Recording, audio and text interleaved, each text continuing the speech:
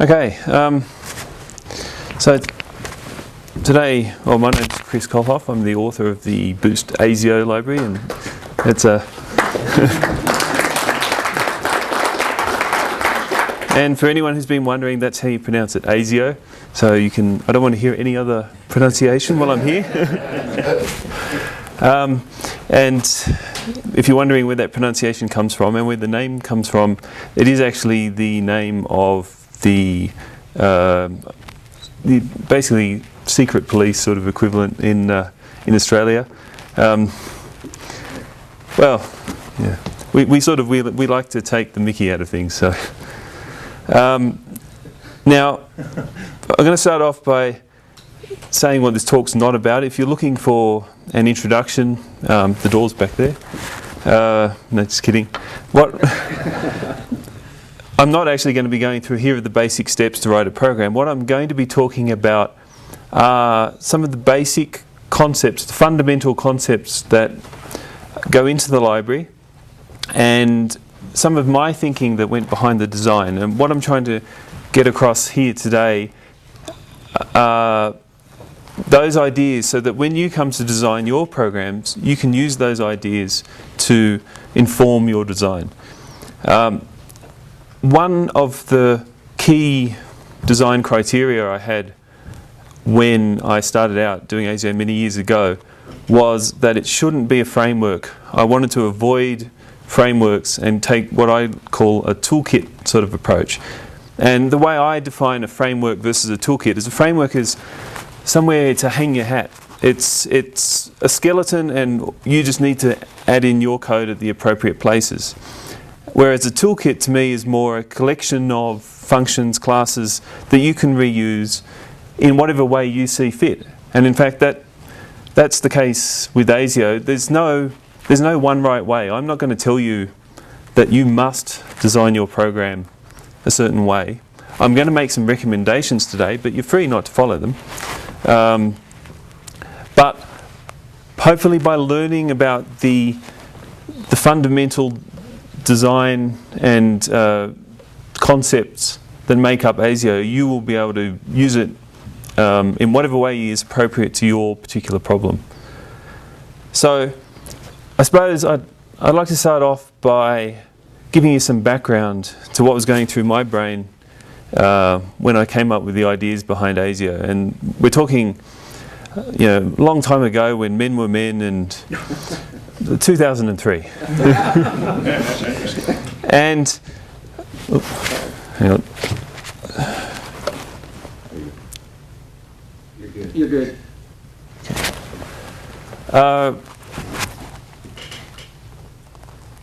At that time, so I'd been doing various network programs, and I'd been using more framework-oriented kinds of libraries. And these things were often based around design patterns, and you may, if you've worked in this space before, use design patterns like reactor, proactor, active object.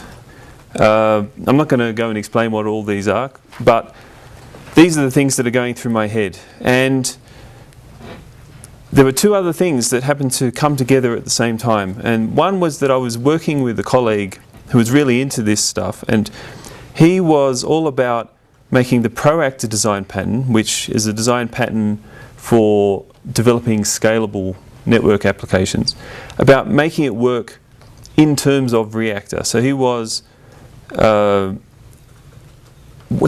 to allow the proactor design pattern to work on as many platforms as possible. Historically, proactor was aimed only at platforms that had native asynchronous I/O.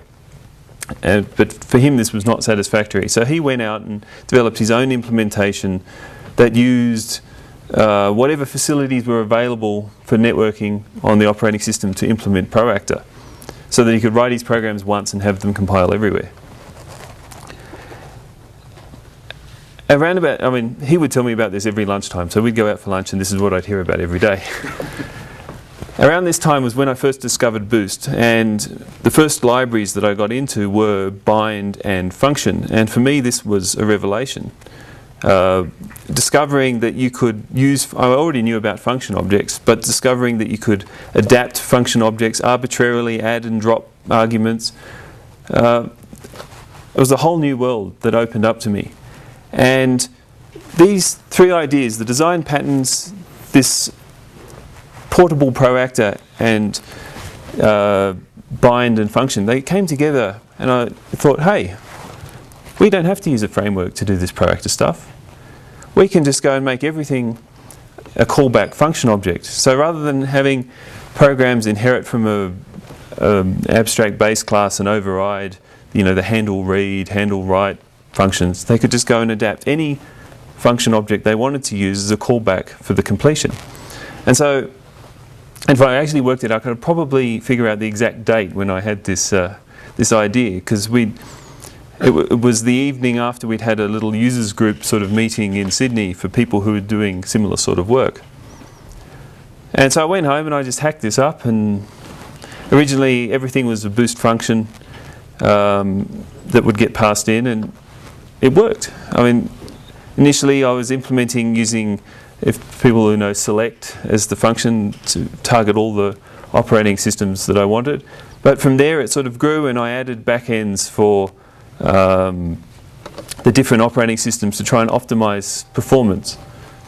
And I guess, fast forward a few years into Boost, and the review process was also an important point in focusing the original ideas to try and extract the more generic abstractions while still avoiding the framework approach. Okay, so that's where I'm coming from here, and I guess that's a long way of saying that I'm not going to dictate. If somebody sends me a program and says I want to do it this way, I'm not going to say you're wrong unless there is an obvious problem with the program itself. And actually I'm going to highlight some of the more common problems that people have in the talk today. But first I'd like to start off with the basics of any asynchronous program that uses ASIO. There are four main components that make up any program. Oops. The first one is the I/O service. And the I/O service, if you like, you should think of it as your channel to the operating system. It is your communications between your program and the operating system which is performing the I/O on your behalf. Now, I'm not going to, it would be ridiculous if every single I/O that you want to perform had to be submitted through the I/O service. So over the top, we have these things that I call I/O objects, and they provide the object-oriented sort of layer to submit the I/O request. So in this case, the example is a TCP socket. And so the things you can do with the TCP socket are initiate a read operation, a write, connect, that sort of thing. And the I/O object will go and take that and via the I/O service submit that operation to the operating system. The next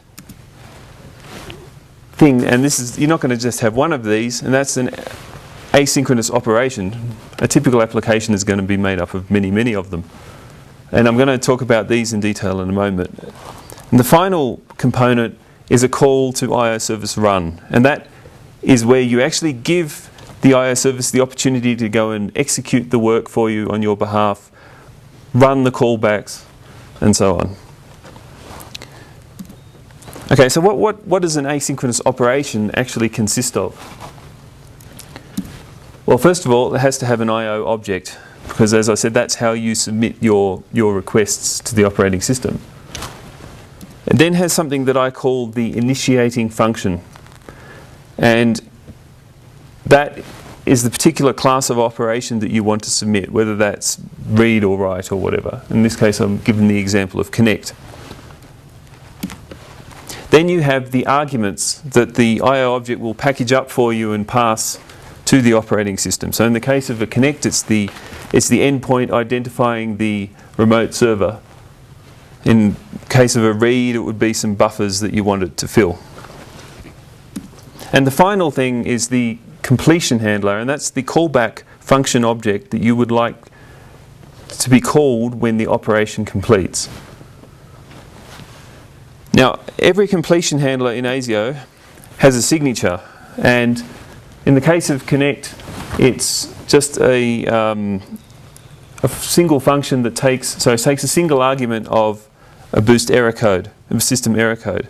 In fact, all of the function objects, almost all of them take as their first argument an error code, which indicates not only whether or not the operation was successful, but also, if it wasn't, the nature of the error.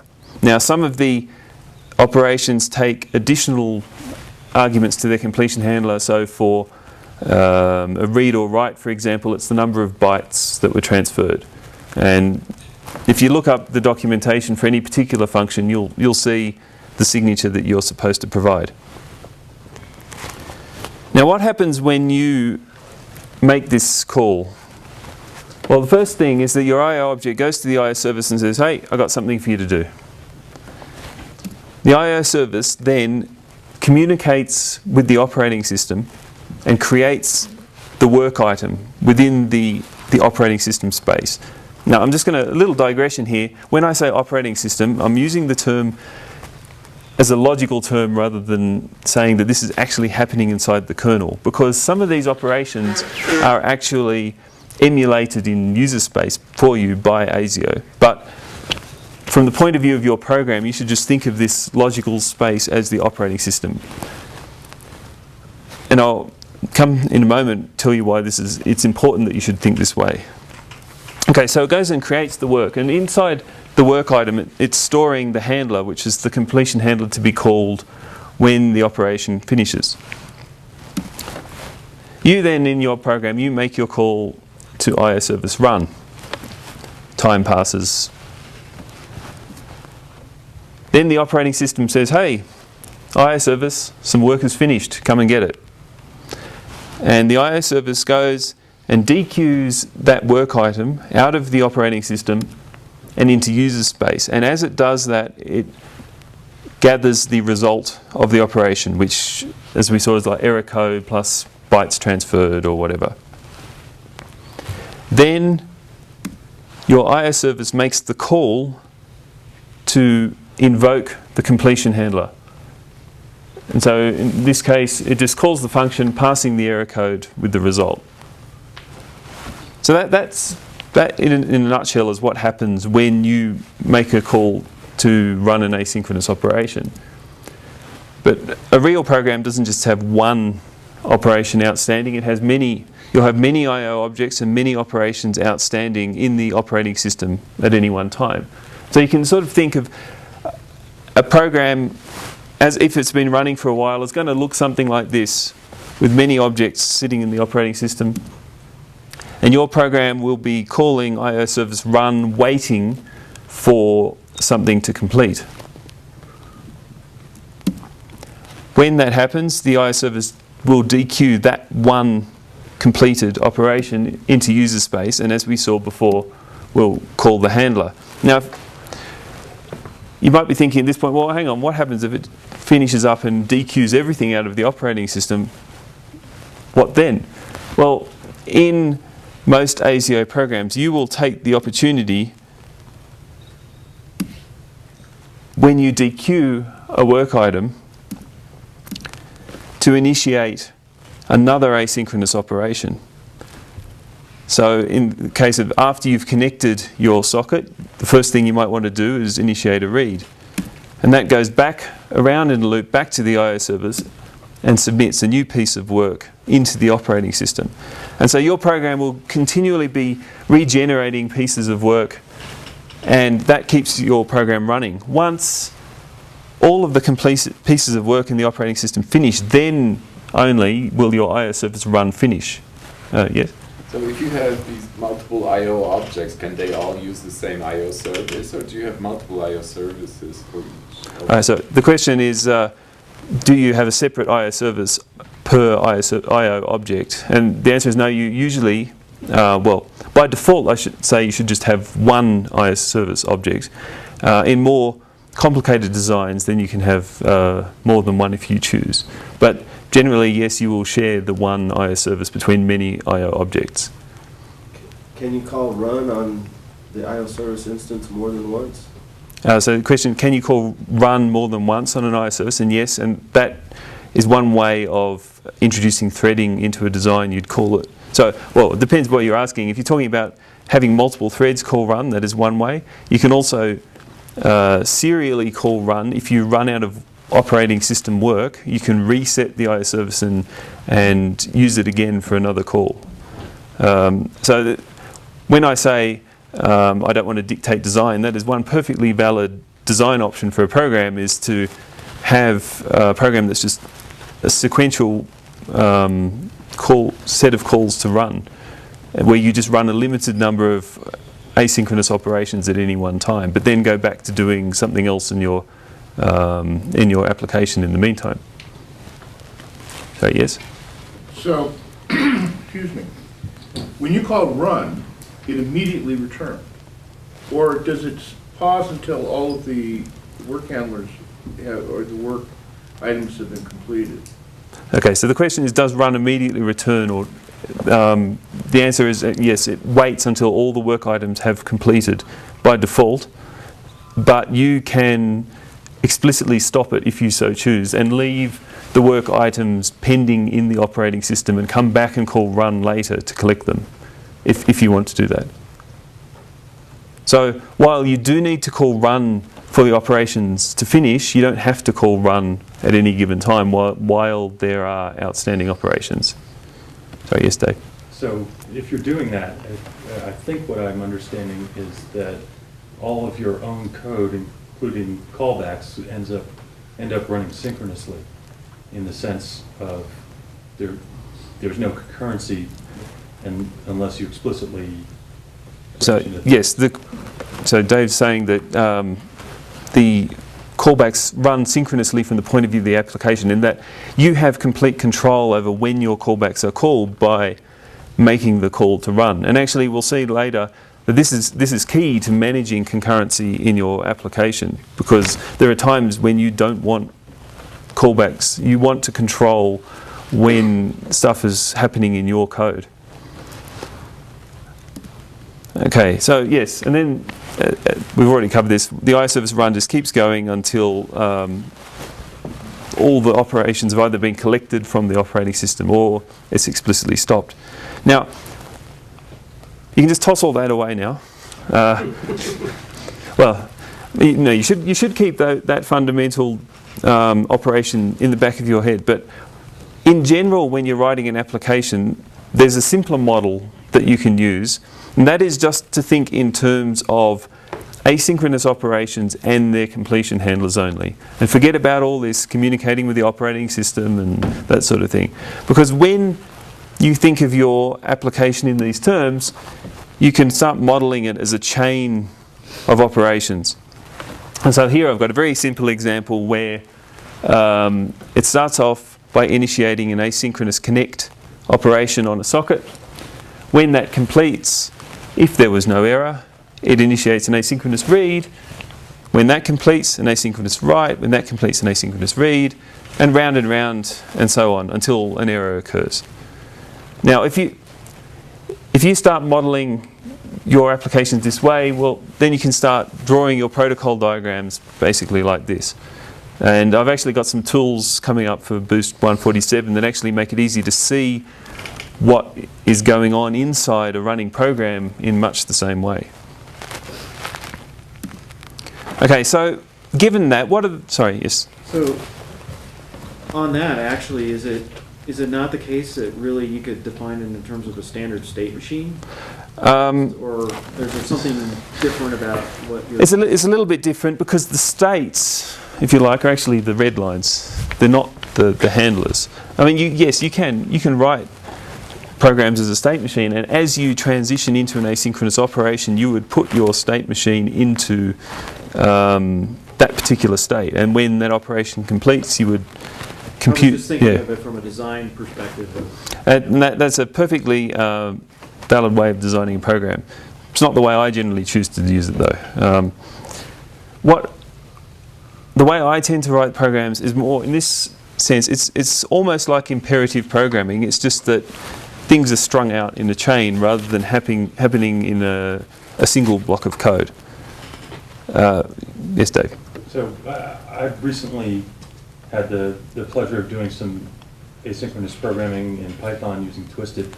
I assume you're somewhat familiar with that architecture. It's has a lot in common.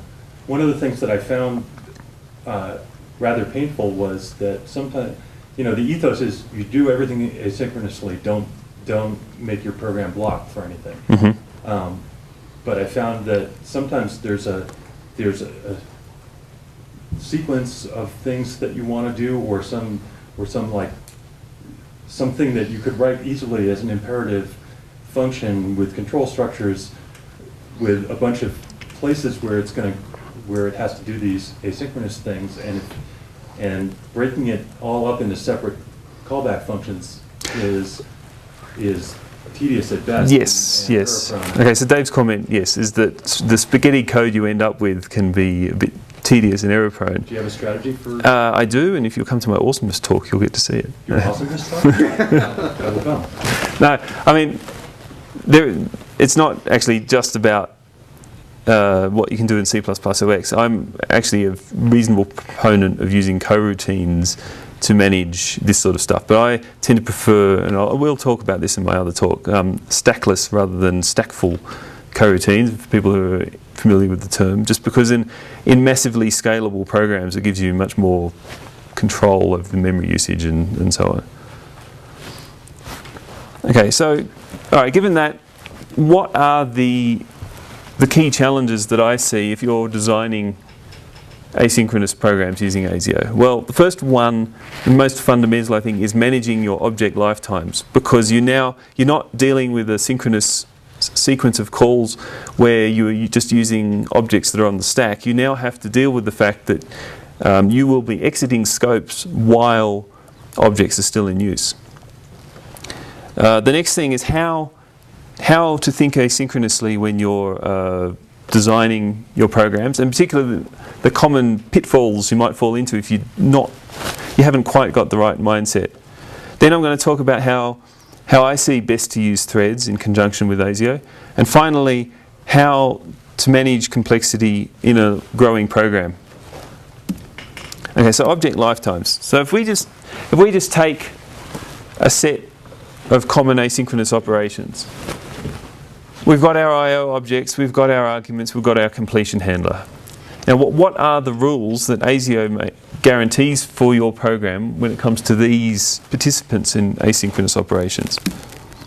Okay, well, the first thing is that where ASIO declares the function to take the argument by value, ASIO says, I will take a copy of that argument for you, and you can just let that one die, I don't care.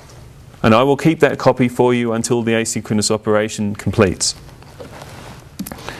Makes a similar guarantee for the case when the arguments are passed by const reference. And usually the distinction between the two is I usually take the handlers by value simply because I want to document the fact that it can call the non-const function call operator, if you like. In 1.47, if you're using C++ OX, I've actually started taking handlers by R-value reference, but same guarantee will apply. That in that case, it's going to make a copy of the object and maintain it for the lifetime of the operation. It's not going to make a copy of the buffer when it's... Okay, this is not a... No. Okay, that's true, right? In the case of buffers, buffer objects in ASIO are shallow. They don't own the memory associated with them. So it makes a copy of the buffer object. It is your responsibility in the application to guarantee that the lifetime is maintained until the operation finishes. So you're just pushing the problem one level. Yes, that's right.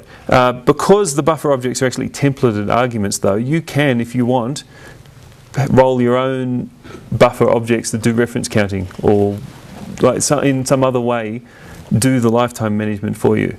But the ones that ASIO provides by default do not do that. So why wouldn't you just pass by value in C++ OX? I might leave the answer to that for. Well, the question is, why wouldn't I just use by value and by R value reference? Yeah, I'll come to that in the other talk. Okay. I don't want to give away too many spoilers, otherwise I have nothing to talk about. I didn't realize that was all other topics. Yeah. Actually, most of what I'm copying in this talk is all valid C++ 03. I'm not really going to talk about anything C++ OX specific in here, because I don't know about you, but in practice, everything I'm doing is still, I think it's GCC 4.1, so I've got no alternative. So one last question. From the point of view of the client of your library, are const reference arguments and value arguments the same? Yes, that's right. And I think the standard says similar things for many things. It says that the implementer of the library can choose, I can't remember, I think I read that somewhere. But And I don't remember the yeah. status. So, yes. Please repeat the question. The question was, Sorry. from the point of view of clients of this library, are const reference arguments and value arguments the same? Yeah, so are const reference and by value arguments treated the same for the purposes of using the library? And the answer is yes. Okay, then we have arguments that are taken by non-const reference. So they're output arguments for the asynchronous operation, and they, in this case, you as the user have to guarantee that they remain valid for the lifetime of the operation. And finally, we have the I/O object. In this case is when the I/O object is passed as the this pointer for the operation. Now, okay, as a general rule, I would say you in your application should guarantee the object remains valid for the lifetime. But in certain cases, ASIO will say, well, if the object is destroyed while doing the operation, it will just cancel the operation for you. But in general, you shouldn't rely on that in your applications unless you are only using the lowest level operations within ASIO. I'll come to that later when I start talking about how to manage complexity. Okay, so question for the audience here: what's wrong with this code? Does anyone want to make a? Yeah. Buffer is going, also the actual buffer data is going out of scope. Okay, so the answer yes, that's right. The buffer data, which is the message object, is going out of scope. And this seems to be a common newbie error. Now, we did cover this already. It is the application's responsibility to guarantee the buffer remains valid. If you do make this error and you're using a compiler which has iterated debugging, I think recent Visual Studios and GCCs, you'll get an assertion because ASIO will capture an iterator into the string object for you and then test it at the end of the operation to see that it's still valid. Okay, so what? That's a runtime? Yes. Yes. Yeah. Sorry, yes. Was the problem that the buffer is going out of scope before IO service run is called? Okay, so the question is the problem that the buffer is going out of scope before IO service run is called? No, it's more than that. It's that it's going out of scope. When you initiate an asynchronous operation using async write, it's completely asynchronous. There's no guarantee when the actual I/O will occur. It may occur within the call to async write. It may not occur until you call IO service run. It may occur at any point in between. So I think what he said is correct on that basis. If what you're saying is that it's guaranteed to complete by the time the next IO service runs. No, it's not. No, This sorry. could be done from a handler. Yeah, run but would mean another. The IO service already running. Oh.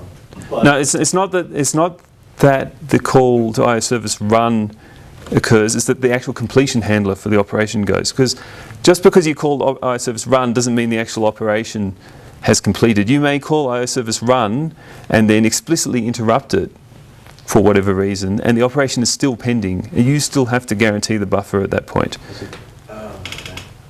Right, because these operations occur. Okay, this is why I drew the operating system as a cloud. you should think of the operating system as a context where stuff occurs asynchronously to your program. So once you submit something into the operating system, you don't really know when the operation itself is going to occur, and you should not try to rely on any knowledge about ASIO internals about when it actually does occur. Nor the order, if you have multiple items. That's right. You should not make any assumptions about the order in which things occur. So is it true that even if you're not saying explicitly, return right away when you call run, that it might not complete all of the I/O that's currently pending before it returns? Sorry, I got a bit confused in the question. Will I/O service run always complete all of the pending I/O? Okay, will I/O service run always complete the pending I/O? Yes, if you don't explicitly stop it. Or, sorry, there's two ways in which you can stop otherwise. One is you explicitly stop. One is that an exception escapes from a handler. In both cases, you can then go and restart the run if you need to keep going. Cool. Yep. So basically, the only time that we can release the buffer is when our handler is called. The only time we can release the buffer is when the handler is called. In general, yes. In practice, if you use custom buffer objects, because I said the buffer objects are template parameters, ASIO actually makes a slightly different guarantee that it will keep a copy of your buffer object until it no longer needs it. So if you reference count your buffer object somehow, then that is enough. It will go out, like the memory will be released automatically at that point. If you're using the shallow buffer objects that ASIO provides, then you should keep it around until the handler is called. Yep. Yep. Is it the case that that multiple operations can be called in any order, even if you're using a strand? Okay. Maybe we'll come back. Sorry, the question is relating to strands. I'm going to talk about threads later, so we'll come back to that. Okay, so how should we deal with managing lifetime of the objects? So let's just go back to our example of this simple use case where we've got a connect followed by a loop of operations doing read and write. The first strategy you can use is just to make sure that your object outlives any call to IO service run. And in very simple programs, this is probably a good approach to use. And actually in some complex ones too, we'll see at the end. So really all this is saying, because I guarantee that I'm only going to be calling your completion handlers inside IO service run, provided you don't call run afterwards, everything's sweet. Okay? But in general, you're not going to have an application which just has one connection object. You're going to have an application which has 100 or 1,000 or 10,000. Okay, so before I get on to the next strategy, is another question for the audience. When does object lifetime begin and end? According to the standard. Begins when the constructor ends and ends when the destructor begins. That's right. So the answer is begins when the constructor ends and ends when the destructor begins. So what's wrong with this code? Anyone want to make a guess? The socket's gone by the time you're starting the connection. It's not so much the socket's gone. The socket object as a member is still valid. The problem is that you may have left it till the destructor with some asynchronous operations still pending. And so you have things that may still be accessing your connection object by the time you arrive at the destructor. So if we say that we're in a case where we're running these connection objects, okay, in practice you're not going to experience that usually as a problem, because people all the time they spawn threads inside constructors, but as a general rule, if you see this in ASIO code where you are trying to cancel your asynchronous operations by closing a socket in a destructor, you're too late. By the time you reach the destructor, your objects that you've bound into your completion handlers and so on are no longer alive according to the standard. I think what's missing for me in understanding this is what role connection is actually playing. Okay, so You haven't said how that Sorry. fits into the rest of the system. each of these here are their member functions, say, of the connection object. So that each piece of code in the box is inside a member function that's been bound up using boost bind to use as a completion handler. Okay. Okay, so if you still have these outstanding handlers associated with outstanding operations by the time, whoops, which way am I going here? By the time you reach the destructor, you probably have something wrong in your program. Okay, so this is a warning sign. So how should you deal with this? Now, the strategy I recommend using by default will derive from first principles, if you like. So the first thing is to note we have a chain of operations here, and the chain continues for as long as the connection object has something to do. So first thing to remember is that we want to keep the connection object alive for as long as the chain of operations continues. The next thing is to go back to my original explanation of how asynchronous operations work, is that for each asynchronous operation, the operating system is storing a copy of the handler for us. And it will store that copy of the handler for us until the operation completes. And the final piece of the puzzle is that I said that ASIO will take these by-value arguments and store them for you. So we put that all together, and the default strategy that I recommend is to use shared pointer and enable shared from this.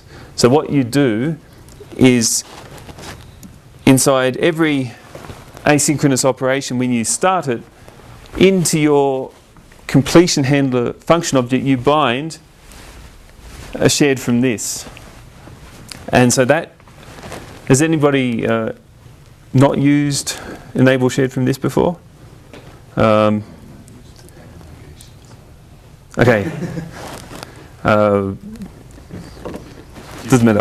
I'll explain it. I've got confirmation I need to explain enable shared from this. Can you help with that explanation? I might do. Okay, so shared pointer, as I hope most of us know, is a reference counted pointer. And sometimes you will be in a circumstance where you need to convert from the raw this pointer of an object into a shared pointer. Now the default thing you might try, which is to construct a new shared pointer from the naked this pointer, does the wrong thing, which is it will create a new reference counting context, and you'll now have two reference counting contexts going against the same object, which is bad things are going to happen. So what you need is a way to be able to obtain a valid shared pointer for the original reference counting context associated with it. And so enable shared from this does that for you. It's you inherit from it, and it gives you a function. It's a member function of enable shared from this called shared from this, which returns you a valid shared pointer for that object. So provided you start with having a shared pointer pointing to connection object. That's right. So when you first create your connection object, you should pop it into a shared pointer somehow, and then from then on, whenever you want to use it in some lifetime extending way, like putting it into an asynchronous operation, you should always use the shared pointer rather than the naked pointer, because if you don't, then it might disappear while the operation is still pending. Is that clear enough? So these handlers that you are using are actually more like function objects or closures, because they have data with them. Yes, they are function objects. In fact, it'd be a very rare case when you would actually use a standalone free C-style function as a completion handler. You will almost always be using something like boost bind or rolling your own function object or lambda in C++ OX or something. Okay, so then the next question becomes, how should you correctly, if you want to get rid of your connection object, what do you need to do? So let's say in this case you're going through and, I don't know, expiring all dead connection objects, or you want to disconnect anybody you've used a thread, or I don't know. How do you explicitly close that? And so what you should do in your object is you should create a function, I'm calling it stop, that in this case closes the socket. And what closing the socket does is it cancels all outstanding operations. Now they may not finish straight away, but it asks the operating system to terminate them, and then at some point in the near future they will all complete, and your object will now have the opportunity to clean up. There's some subtle reason why you named it stop as opposed to close? No, you can name it whatever you like. Except that in my case I like to call the counterpart on the construction side start. Because the way I like to think of it is that you're starting off a chain of asynchronous operations, and then at the other end you are stopping the chain of asynchronous operations. And that's because of the thinking of all the completion handlers additionally calling more function objects that create that chain. So yes, so you're starting something as opposed to just simply having a connection that does nothing on its own. Yes, so you're saying basically yes, because you're thinking of it in terms of chains of operations that... Okay. Yes. So Sorry. when does close... Oh, sorry. Sorry, I thought I was paraphrasing the question. Sorry. Was that a fair summary of your question? Yeah. Okay, so when does socket close return? When all the jobs are cancelled, or no? When does socket close return? It returns immediately. It is like a one-way message passing communication. Know when you can actually delete the connection.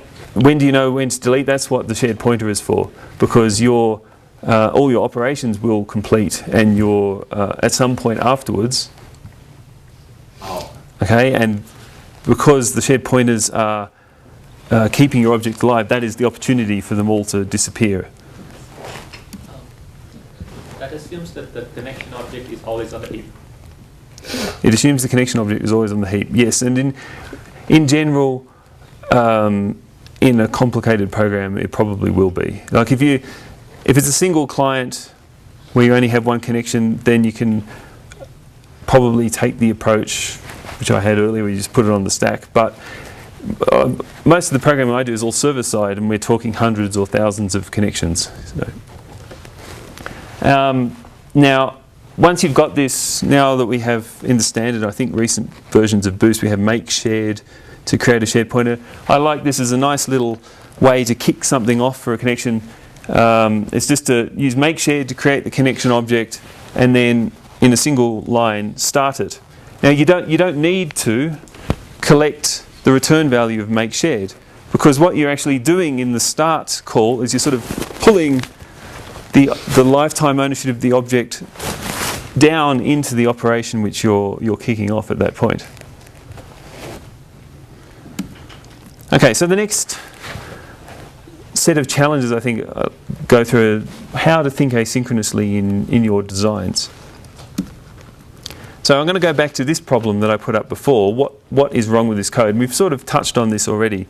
The second part is that the socket close call returns immediately. It's just a request to the operating system to close the socket and cancel the operations. So even if this worked in the other case, which it doesn't, you're going to exit from your destructor before the operations complete. In fact, if you were doing this from inside the IO service run call, it is guaranteed that is going to be the case, because the next completion handler can't be called until you return control back into IO service run. So what should you... Oh, sorry. Yeah, slight digression. This is sort of based on some real production code that I've seen. What's wrong with this code? It doesn't use date time. doesn't use date time. Okay. I'm not going to pay that one, Jeff. Or chrono, yeah.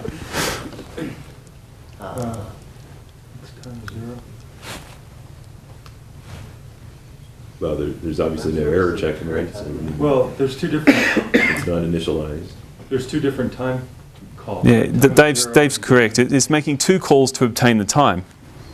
Okay, and it was a merge error that this happened, and I'm sure we've seen those sort of things before. They're supposed to be populating the structure with the time in seconds and the time in microseconds, but it's obtaining those time values through 2 different calls, and so the bug that we'd see would mysteriously time would jump forwards to 1.9999 or and then backwards again, and that's because it was reading the time at 2 different times.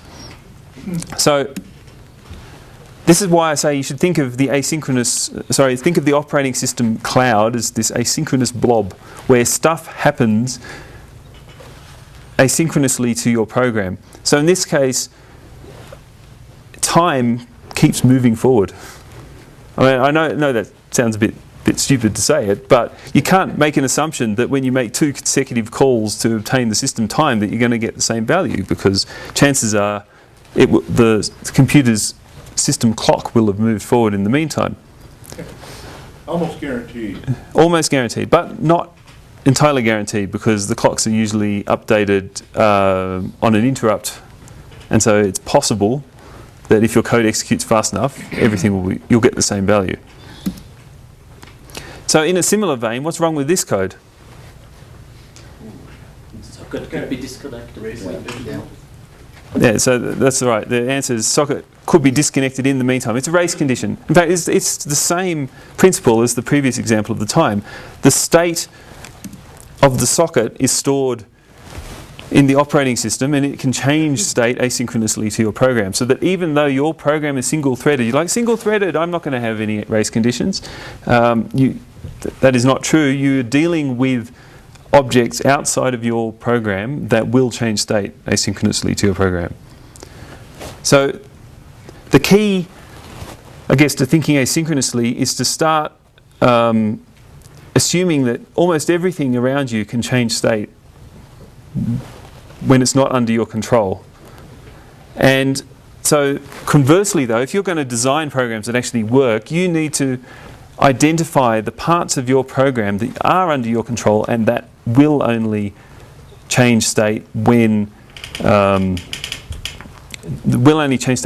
make them change state, and so that you know that they're not going to sort of switch values in between things.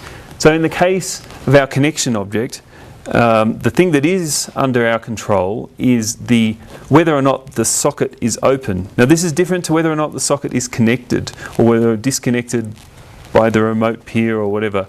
The socket being open is a state within your program, which is the file descriptor or socket handle or whatever, that you have not yet closed. And when you call stop, that's the only time when you are changing state from open to closed.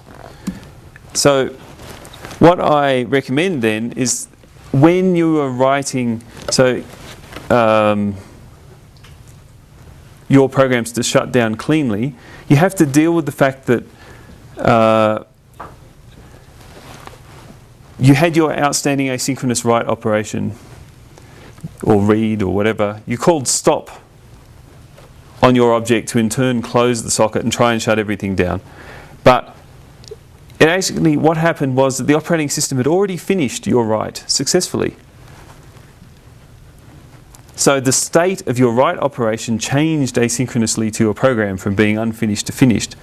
So you can't rely actually on I know I've left it off in this slide, the error code indicating that the operation was cancelled by closing the socket, because it may not have been cancelled due to this race condition. The state that you do have control of though is the socket open or closed. So you should actually check if you are going to allow your objects to be explicitly stopped in this way, you should check some internal state of the object in each completion handler to determine whether or not it was in fact stopped. So the final piece that I recommend, if you're going to design your programs in this way, using enable shared from this, is that you also provide this is stopped as a helper function. And so when you, like this is the general pattern that I sort of recommend that you follow by default. That you derive your objects from enable shared from this and provide the three functions start, stop, and is stopped. Okay, so we're doing on time. The next section I want to just talk about briefly is how to manage threads. And I like to think of it as there's a spectrum of different approaches you can take. And so I'd start from the top, the ones that I'd recommend you use most. And as we move down, you should be using them more rarely, but they're still there if you need to use them. Okay, so the first one, obviously, and this in the same way as the standard, I think, recommends using standard vector as the default container of choice, I'm going to recommend that unless you have some good reason otherwise, single-threaded should be the default threading model of choice. Because once you introduce threads, then you have to start worrying about synchronization and that sort of thing. But there's not much more to say on that, so what I'm going to talk about next actually is how to use threads for long-running tasks within ASIO so that you can execute the task without holding up the main thread of control of your application. And then I'm going to move on to a couple of approaches which probably better utilize multiple cores, multiple CPUs if that's appropriate for your application. Okay, so yeah, as I said, single-threaded, default starting point, but the key though is you need to keep your completion handlers short and you don't block the work in them for any particular length of time, because if you block the work, then no other completion handlers are going to be able to run. But let's say you do have some work that will execute for a particular length of time, so I don't know, communicating with a database or something. How should you integrate that? Well, what I recommend is that you keep most of your logic in the main thread. So primarily your application is still single-threaded, but you have a background thread to perform the long-running work, and when the work completes, the result is passed back for execution on the main single thread to continue the processing. So how does that need to work? So if we go back to our basics, you've got the operating system context with the outstanding work. In this case, we have some long-running asynchronous operation, pseudo-asynchronous operation that we want to run in our own application. So the first thing is to start a thread or use an existing thread and put the work item into the context of that thread. And then the thread goes off and performs the database operation or whatever, and in the meantime your application is calling IO service run to collect results of operations. On the main thread. On the main thread, yes. At some point when the operation completes, the thread posts the result and the handler that's associated with the operation into the operating system context. And immediately the operating system notifies the IO service, which dequeues the handler and the result back into user space where it can call the handler to run the completion handler. So it's very similar to what the operating system is doing for you for I/O operations. It's just that you are performing the operation in a background thread yourself and then posting the result back through the IO service. So is there a mechanism by which in the completion handler I can tell the run process, which is executing the queue, right, which is looking at all the work objects in the operating system, not to stop? Okay, well, there's only one. Oh, okay. your question is exactly what I'm about to talk about on this slide. Yes, so sorry, the question is how do you make sure the iService run doesn't stop while you're doing this work on the thread? And there was a good reason why in each of these little work items I had this work written there, because in ASIO terms, work is an object of this type. And what this object does is it tells the iService, you've still got something pending. You've still got some work that hasn't yet finished. And when this work object is destroyed, then the iService can check, has it run out of work or does it still have more things to do and keep going and so on. Right, now in the operations that are implemented in the operating system, there isn't a real object of type iService work. It's just logically you can think of it that there is one. But in your own programs, if you want to provide the same behavior, then you should use one of these. So if you wanted to implement this long-running operation in the background thread in the connection object we had, then so the first thing is you need something to kick off the request to the background thread to do the work. And in this case, so I'm using a hypothetical function async, which is not hypothetical, I think, if you're using C++ or X, to execute something in a different thread. And we're creating a function object here. We're passing in a bunch of arguments which represent the work to be done, but we're also binding in one of these objects of type iService work to keep the iService thinking that there's still a pending operation.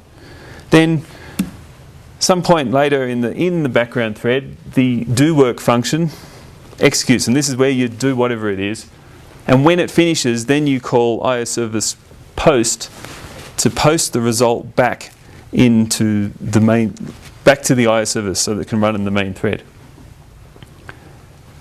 And when that argument work goes out of scope, that's how the iService knows that its last bit of work is done. That's right. And in fact, the post call creates, if we go back here, when you post, you're actually creating another bit of work within the operating system. So that still keeps it alive. So the chain of work continues. Isn't that always the way? So Yes. This is the same as you're essentially creating an event loop, right? Yes. So if you can, the only thing that's different from what I think of as a traditional event loop then is to deterministically order the events in your event list. Okay, so sorry, yes, the question is basically like an event loop, and yes, that's what ASIO is internally, but you're saying that the main difference, well, this is what I would call is the imperative style rather than, well, it's also proactive versus reactor for people who knows those terms. So reactor tends to mean more, it's event driven. When stuff occurs, you will take appropriate action, whereas proactor, the asynchronous model, is you initiate the operation, and when it's done, then you, in the chain, take the next action. But internally, yes, it's all managed as an event loop. Okay, and then, yes, so the final piece is just, it's no different really to any of the completion handlers for asynchronous operations. Is your function that gets called when the operation's finished. Now, just sort of, if you don't have access to some sort of async function already to run stuff on a background thread, you can, in fact, use a second iService object in your application to do the same thing. So you just need to run an iService in a background thread, and you can post a completion handler into the background iService. It will run it, and then when the long-running task finishes, it posts another handler back into the main thread. Okay, so the next approach you might want to use is to use multiple iServices, but one thread each.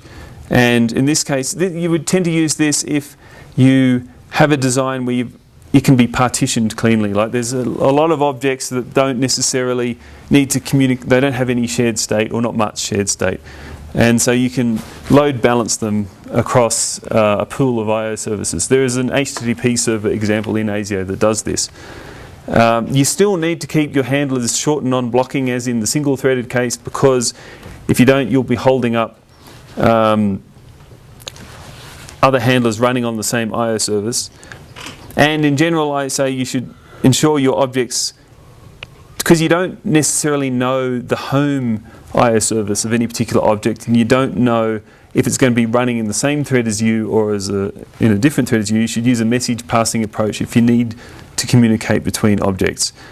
And to do that sort of message passing, the design I recommend is that you make your actual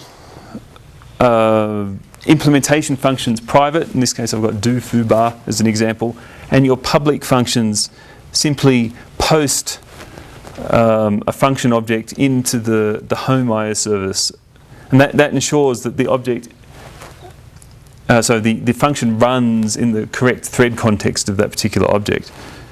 Now, I/O service post is perhaps less efficient if you're making calls between objects that actually do reside on the same thread. So you can also use I/O service dispatch, which will, it's like a fast path. If the object is running, if you call I/O service dispatch from within an I/O service run for the same I/O service object, then it just calls the function object directly. It doesn't need to do any enqueuing through the operating system. Okay. Sorry, yes, you've got a question. The dispatch was doing two things. Was it doing what the previous call did if post? Does it do a post if it's not within? So yeah, yes, the question is, does dispatch do a post if you're not in the correct thread context? Then yes, it does. So you can always just use dispatch? You could always just use dispatch if you want, yes. Sometimes though, you may want to guarantee that the function object will not be called recursively. And so in that case, you will want to use post, because that guarantees it'll just be enqueued for later rather than execute immediately. So it's up to the use case which is more appropriate. So I actually have a use. Oh, sorry. Go on. I actually have a use case. I have multiple pieces. I want to just initialize all of the pieces to start loading. At some time, asynchronous. And then I just want to let them run, and then my program is going to continue on, user's going to interact. And all of a sudden the user says, I want to use that object. It's still loading. And I want to say now, wait till that object completes loading. So you gave that example where you had I/O service run in a long-running thread. How do I tell I/O service run not to stop if there's no work handler? And how do I tell a connection to complete without, what I really want to do is at this point in time where I absolutely have to have the contents to say, okay, you're synchronous now, essentially. Okay, so the question is how, there's two parts, I guess. First is, how do you tell the I/O service that it needs to wait, even though it may not have any. Yep. And the second is that, so you've got this long running loading process, you've got objects waiting on the loading, and you want them to start doing stuff when the loading completes. Okay, so the answer to the first part, I had in this example here, you can just use a, I missed it. You can just use a work object. So in this case, I'm using one to keep the background thread ISOs alive, right? Oh, I see. Okay. Right, so you just use a work object that will just keep it running as long as necessary. You can explicitly destroy your work object if you need to shut it down at any point. Okay, you could, in relation to your loading part, you could use two-step, if you want to do things synchronously, then you could run your I/O service once to do all your loading, but not kick off any of the other objects' operations. And then when your I/O service exits because it's run out of work, you kick everything else off and then just run the IO service again for everybody else. It's not that simple. I have, say, 150 objects that I'm loading, and I'm just using one of them. I mean, just one of them has to be finished at this time because that's the one I'm now using, and the rest of them needs to just continue putting asynchronous. What I would actually recommend, though, in most programs is that you use, or abuse, if you like, a timer, deadline timer class in ASIO, because what you can do is you can set a timer with an infinite expiry, because the date time classes have positive infinity as an expiry time. And so you actually set a timer with a positive infinity, and anybody that's waiting for this object to finish loading just goes and waits on the timer. And they're performing an asynchronous wait against a timer that notionally will never expire, but when the loading does actually finish, it just changes the timer to expire at negative infinity instead, and suddenly everything that's waiting is released. And anything that doesn't, due to their own loading taking longer, doesn't actually start waiting on the timer until after object A has finished loading, will immediately, their wait will complete immediately because the timer is now set to negative infinity.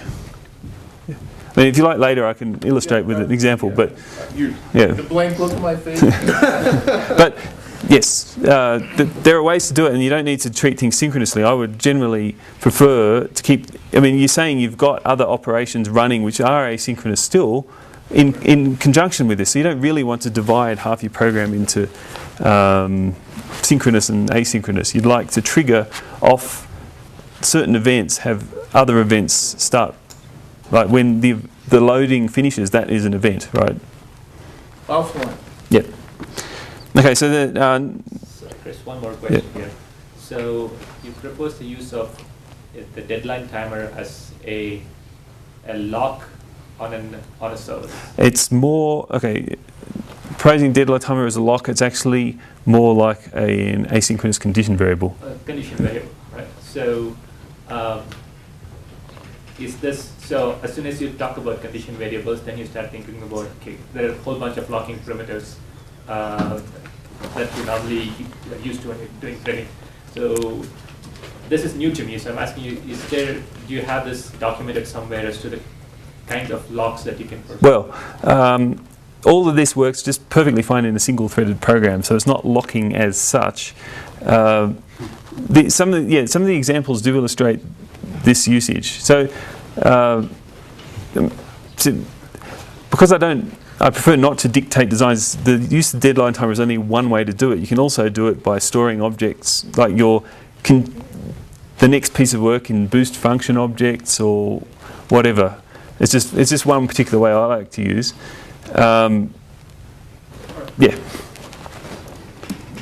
Sorry. Yes, multiple IO services. It's fairly similar to the using. One IO service, multiple threads. Yes, fairly similar to multiple IO services, except that this time you need to deal with the fact that your handlers can be called from any thread that you call IO service run. So you now have the issue of some of the logic in your class may execute concurrently. So for that, ASIO provides an object called a strand, which I'm going to cover in a moment. But similarly to the previous design approach, all objects really should communicate by message passing anyway, but this time it's because of the strands. Okay, so a strand, at a high level, you should just think of it, it just means that a set of handlers that don't execute concurrently. And a strand can be implicit. So if you just run one IO service from one thread, so your entire program is single threaded, then I call that an implicit strand because it's implied that your handlers will not execute concurrently. Another example of an implicit strand is when you just have a single chain of asynchronous operations. You never have more than one outstanding asynchronous operation at a time, and so once again you cannot have the logic execute concurrently. But of course, in any complex application, you're going to be running multiple asynchronous operations simultaneously, and so you do need to deal with the fact that your completion handlers could run on any thread.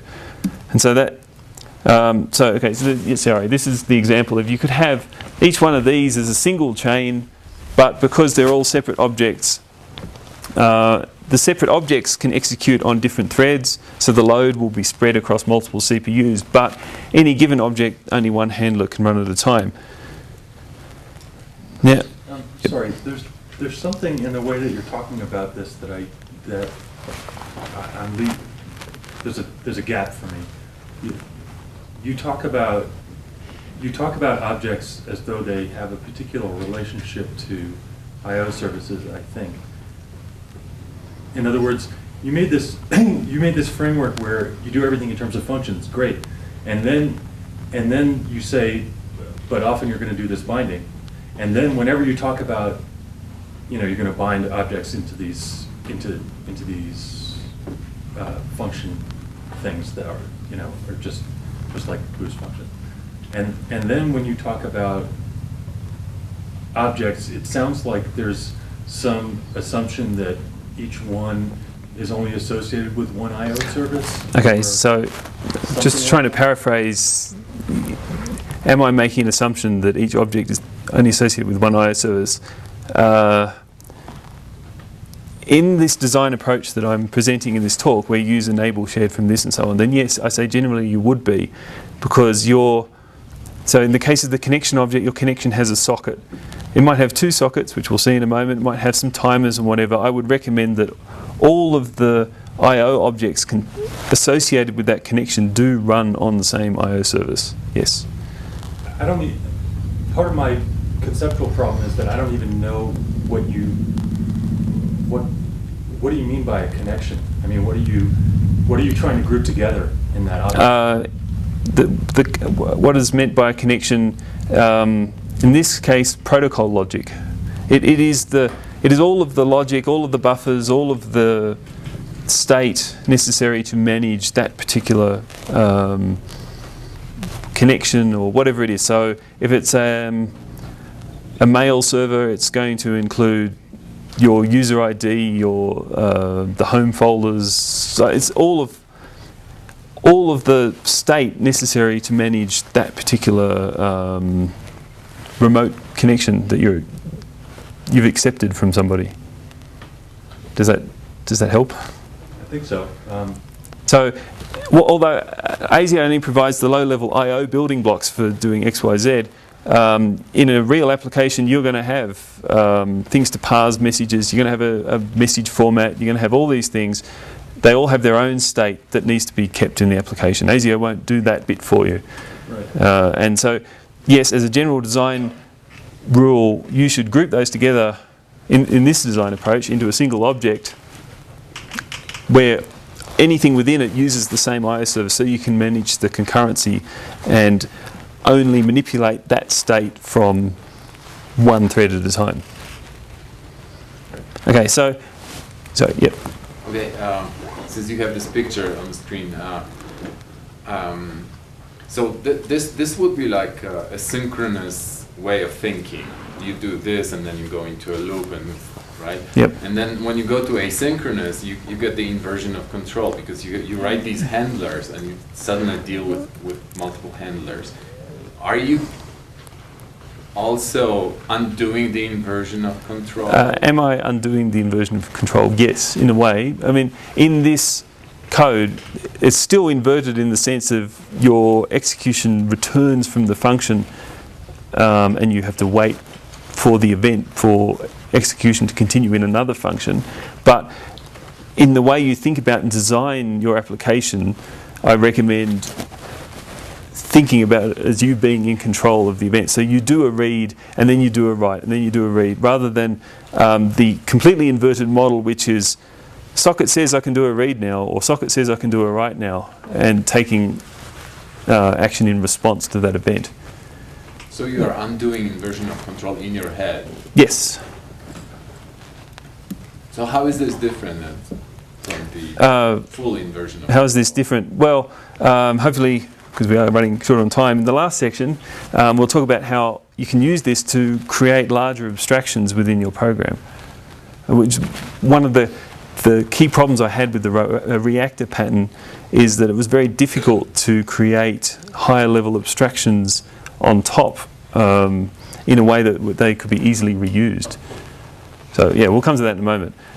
So just in terms of strands, we had this previous example, very simple, only a single chain of operations, but let's say that our connection was actually a proxy, so it's communicating between two connections, a socket downstream and a socket upstream.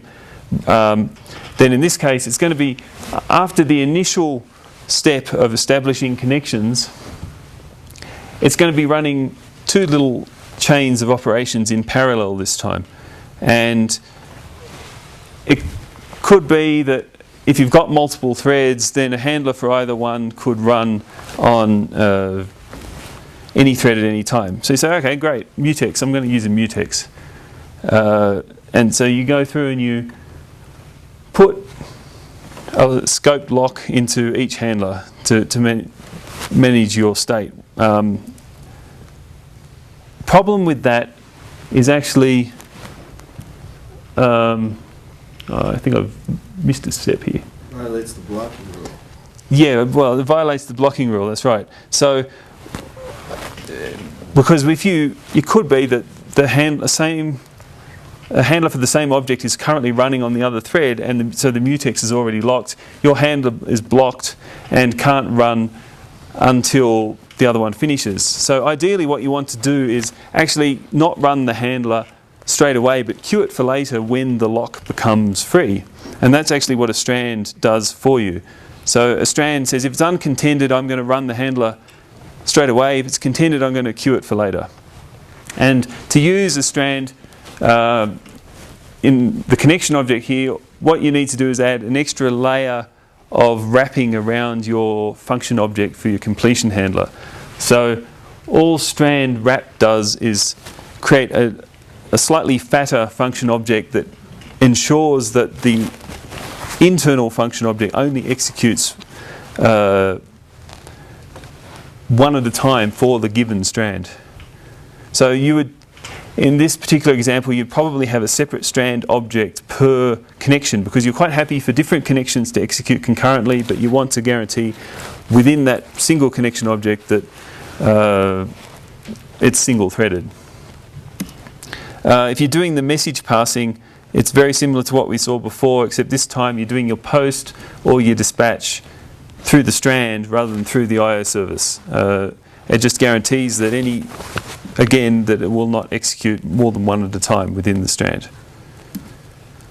Okay, but yes, going back to the idea, well, why not still just use a mutex anyway? I'm quite happy to live with the blocking. Well, the problem is actually, if you can see the red, these functions here, these ones, async read sum, are the low-level operations on the I/O object itself, but async write is what I call a composed operation. So it's a higher level abstraction that is implemented in terms of lower level asynchronous operations. And so internally, it actually looks a little bit like this.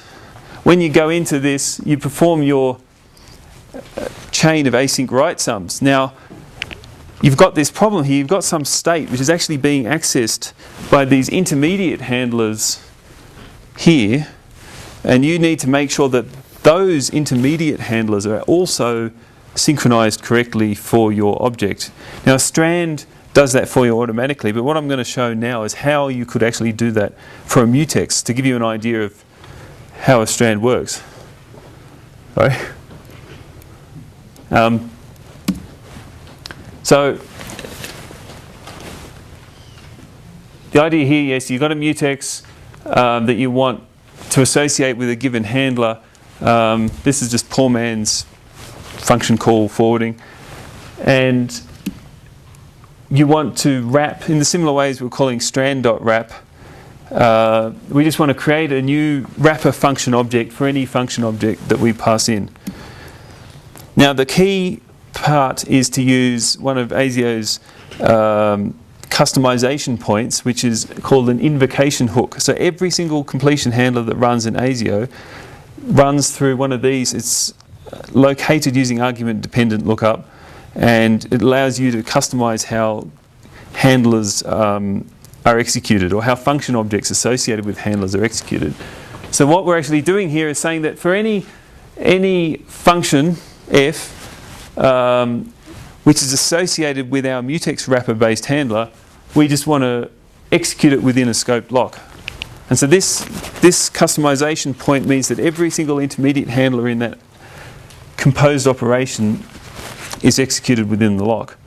And a strand does a similar thing for you to make sure that every intermediate handler is executed only one, does not execute concurrently. Okay, and yeah, so this is basically the same. Now, I've just got one more section to go. We're running a little bit over time here. So what I want to talk about here is how to manage complexity in your application, because as people have pointed out, as protocols get more and more complex, the chain gets longer and more complicated. So what approaches can you use to manage that? Now, there's two approaches that I recommend, and the first one I'm calling pass the buck, and the second one I'm calling the buck stops here. And the principle of pass the buck can actually be subdivided into functions and classes, and I'm going to give a couple of examples. So if we go back to our proxy connection here, where we've actually got two loops running in parallel, we can actually recognize, but hey, these loops are actually basically doing the same thing. So they're a candidate for some piece of logic that can be abstracted out. So what I'm going to propose is that we're going to write what I call the pass the buck function to do that loop of operation. So I'm going to call it async transfer, and what it does is it takes the two sockets that it's linking, it takes a buffer to use as working space and the handler to call when the overall operation finishes. Now, and yes, as I also known as a composed operation, so things that are in ASIO right now, like async write and async read, are equivalent to what we're going to do here. Now, the reason it's pass the buck means pass the buck on ownership, pass the buck on threading, pass the buck on just about everything. This function doesn't want to take responsibility for any of that. Okay, so it's up to the caller to guarantee the lifetime of the socket objects, and up to the caller to guarantee the lifetime of the buffer and so on. So yes, our function is going to be performing this chain of operations, and it's only going to be calling the completion handler if an error occurs.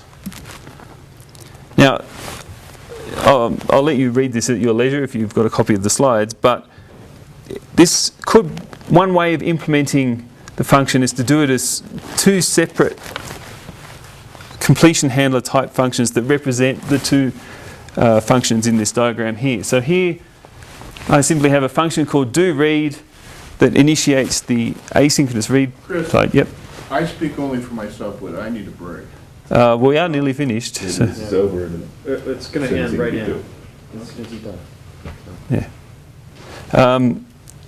And the other half, of course, is the do write that initiates the do write operation.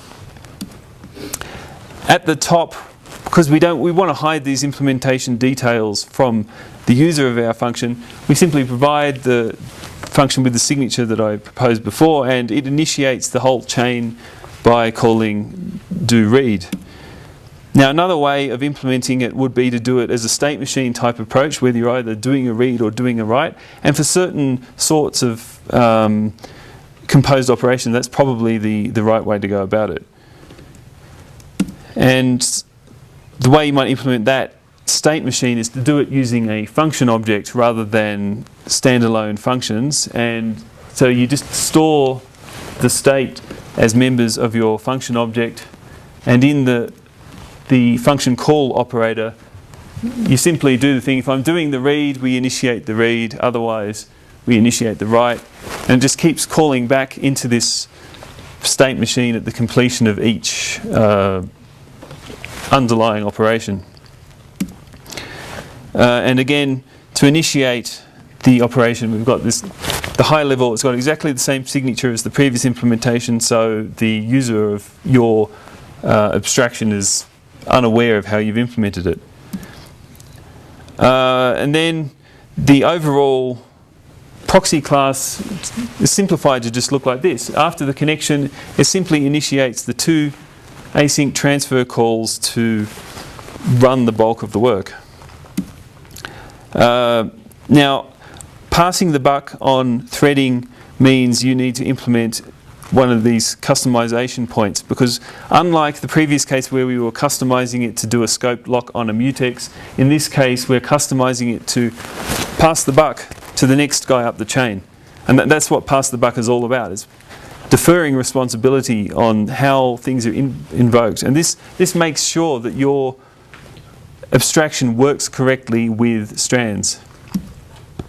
If you, optionally, you might also use the customization points for allocation, because ASIO will be allocating some objects behind you to do various bookkeeping.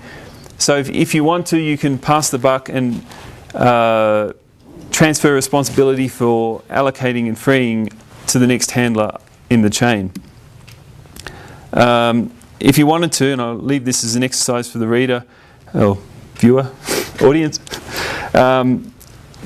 you could easily implement, you can recognize the fact that that async function doesn't use anything that is specific to sockets. It just works in terms of stream type, ASIO stream type operations. So you can make your functions more generic as you see fit. And the operations in ASIO, like async read and read until and so on, operate at the stream level, not at the socket level.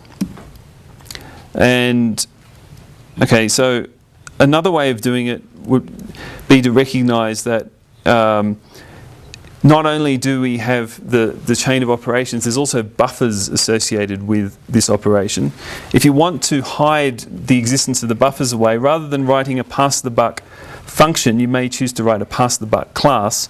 The principle is basically the same, except that as data members of the class, you adding the additional state that you need to store for the duration of the operation. Now, in this example, there's 2 buffers, one for the upstream side of the proxy and one for the downstream. But what I've done here is I've exposed the 2 operations, upstream and downstream, as public operations of the class. An alternative design, so it looks like that when you implement it. An alternative design would be to do it as a single async run operation. And in this case, the example, the fact that there are multiple chains inside is hidden from the user. In both cases, it's the responsibility of the caller to maintain lifetime of the object. There's no lifetime management, no enable shared from this. In fact, this class works equally well if you use enable shared from this, or you store it on the stack, or whatever you choose to do. And again, if we implement our proxy, it looks like that. Now, so in that case, the operation inside that pass the buck class sort of looks a bit like this. So it sort of forks off, and then you've got 2 chains of operation that run on indefinitely, whereas the original case is more like there's 2 chains of operation that run side by side, and actually the caller is entirely aware of them. Now, I would actually argue, in terms of pass the buck being the principle, that this is the approach you should use, because you're passing the buck on the chains themselves further up the application. Okay, so the other approach is the buck stops here, and actually it looks fairly familiar because it uses enable shared from this. It uses shared pointers. In this case, you're really implementing, so let's skip through, the equivalent of the top level class. And it's, I would say in a fairly large application, you will end up having multiple buck stops here abstractions communicating with each other in much the same way as if you're just writing the top level of the application. So you can also provide reusable components using the same approach that you would use in just writing the application itself. I'm sort of glossing over a few things here because we're short on time. But yeah, so the principle in any application, the buck's got to stop somewhere, right? So you should consider structuring your application in terms of passing the buck, and some of that buck passing will occur in ASIO, and some of that buck passing may occur in your own abstractions, but ultimately, at the top level, you've got something like the enable shared from this approach, which is taking responsibility for threading and memory allocation and whatever else. Now, the great thing about when you put these two things together is that you don't have to use enable shared from this. I'm not saying you have to. If you can manage your object lifetimes at the top level of your application, it doesn't necessarily mean on the stack, it could just mean putting them into an SDL container or whatever, then you don't need to use shared from this, you don't need to use anything like that, and so you're no longer paying the cost of reference counting. If you also customize the memory allocation, you can make use of the fact that you know how many chains there are going to be in your application up front to commit all of the memory that you need up front and recycle that memory. So you can end up using these two facts to put together an application that has no reference counting costs, all the memory is committed up front, and you have zero allocations in the steady state of your application, which can be important if you're doing low latency or embedded or whatever. So